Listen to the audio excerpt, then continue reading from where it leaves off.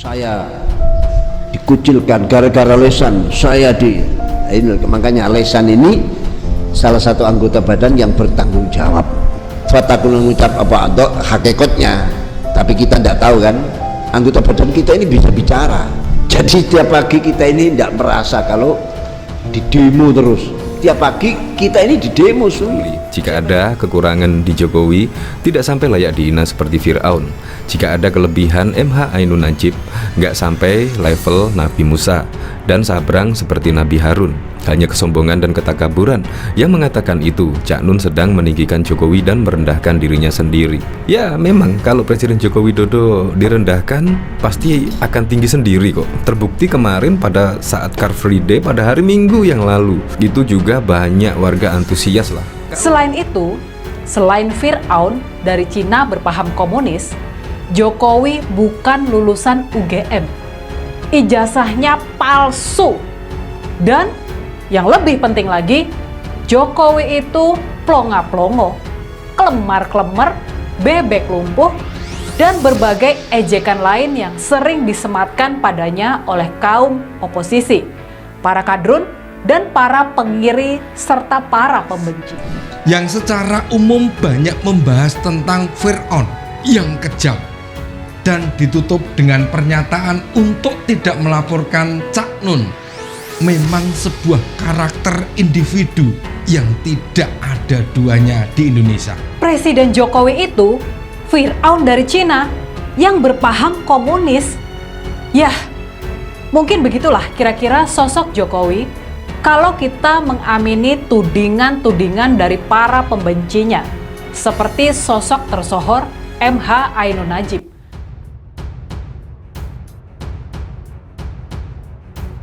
Viral video Cak Nun sebut Jokowi Fir'aun. Cak Nun sedang mempermalukan diri sendiri. Cak Nun ini padahal sudah dianggap manusia setengah dewa oleh pengikutnya, yang terkenal dengan bahasa tingkat tinggi, di mana hanya manusia yang memiliki makrifat bisa memahaminya.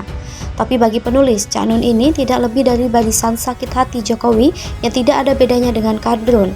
Mungkin saking terkenal dan banyak pengikutnya, Cak Nun merasa iri dengan Jokowi yang juga tidak kalah banyak disukai dan kini menjadi RI nomor 1. Tercatat beberapa kali Cak Nun berusaha untuk menjatuhkan Jokowi. Yuk kita review sedikit sejarahnya. 1. Melakukan kamikaze politik untuk membuat Jokowi kalah pada 2019. Gak perlu pintar untuk melihat orang yang sok netral, padahal kadrun, munafik kadrun itu terang benderang kok. Tonton semua video beliau di YouTube pada 2019. Yang bela Prabowo ada, yang bela Jokowi tidak ada, yang menghina Prabowo hampir tidak ada, yang menghina Jokowi bejibun. Ada nggak sih yang sok netral? Bilangnya Jokowi dan Prabowo bukan putra terbaik bangsa. Tapi coba perhatikan saat itu beliau ceramah di kandang Jokowi atau di kandang Prabowo. Kalau yang mendengar ceramah beliau jadi golput, kira-kira pendukung siapa yang berkurang banyak? Menyebut Jokowi jongos dan tidak sudi mendatangi Jokowi, malah Jokowi yang harus menuruti perintah Cak Nun. Saat itu Cak Nun berkata kalau dia sebagai rakyat adalah bos dan Jokowi jongos karena digaji oleh rakyat. Cak Nun katanya tidak akan pernah mau datang ke istana. Cak Nun lupa kalau dulu dengan bangganya dia masuk ke istana menemui Soeharto. Soal digaji rakyat, tampaknya Cak Nun terlalu bego memahami kalau Jokowi digaji dari pajak seluruh rakyat, bukan cuma dirinya. Dirjen Pajak tampaknya harus cek rekening Cak Nun, lalu periksa apakah pajak yang dia bayar sudah sesuai dengan kekayaannya. Ibarat sebuah perusahaan, Jokowi adalah direktur atau CEO, Cak Nun hanyalah pemegang 0,1% saham. Jika dibandingkan dengan sejumlah pembayar pajak, bagaimana mungkin Cak Nun merasa dirinya lebih tinggi dari seorang CEO, sementara saham yang dimilikinya hanya 0,1%.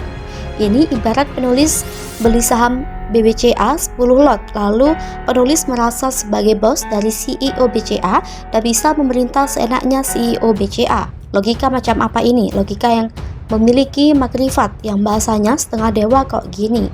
Setelah 2 kali menyerang Jokowi, tampaknya Cak Nun tidak kapok. Kali ini dia kembali menyerang Jokowi lagi ala Amin Rais, yaitu menyebut Jokowi Fir'aun. Dilansir suara.com, Cak Nun berkata, karena Indonesia dikuasai oleh Fir'aun yang namanya Jokowi, Korun yang namanya Antoni Salim, dan 10 naga, terus Haman yang namanya Luhut, ucap Cak Nun. Cak Nun kalau mau tahu contoh Fir'aun, maka silakan datang ke Korea Utara. Lalu Cak Nun kritik tuh Kim Jong Un dan sebut dia Fir'aun. Nah, nanti Cak Nun akan paham Fir'aun itu seperti apa, walaupun pahamnya setelah dimasukkan ke lubang buaya atau mungkin jidat Cak Nun sudah bolong. Negara kita sesempurna dicekal oleh Fir'aun, Haman, dan Korun. Itu seluruh sistemnya, seluruh perangkatnya, semua alat-alat politiknya sudah dipegang mereka semua. Dari uangnya, sistemnya, sampai otoritasnya, sampai apapun, ujar Cak Nun. Kalau sudah menguasai semuanya, maka Jokowi tinggal mengatur undang-undang agar bisa menjabat seumur hidup. Kalau semua sudah dikuasai, seperti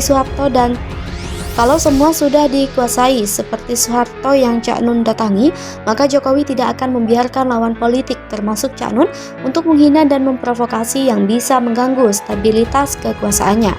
Cak Nun mungkin masih nostalgia era Soeharto presiden kebanggaannya.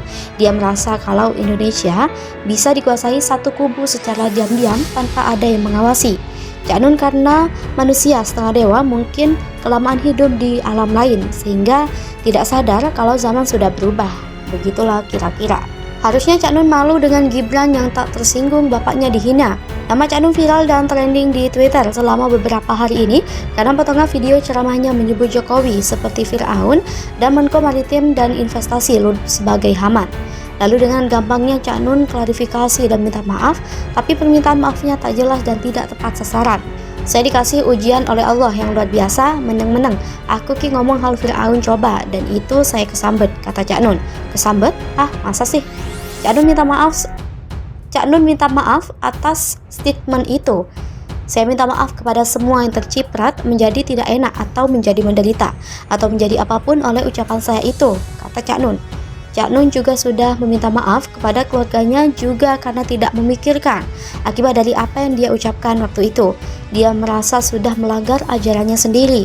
Oh, jadi dia hanya minta maaf kepada keluarganya sendiri, tapi tidak meminta maaf menyebut nama Jokowi langsung. Baguslah. Jadi kelihatan kualitas dari orang ini. Keluarga menegur, dia minta maaf.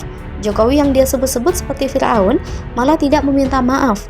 Minta maaf tapi masih terdengar sombong.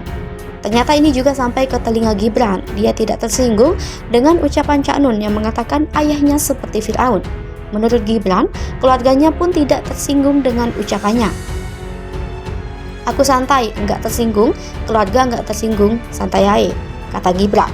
Gibran juga sudah mendengar Cak Nun mengucapkan permohonan maaf terhadap semua yang terciprat pernyataan tersebut. Secara pribadi, Gibran mengaku sudah memaafkan Cak Nun.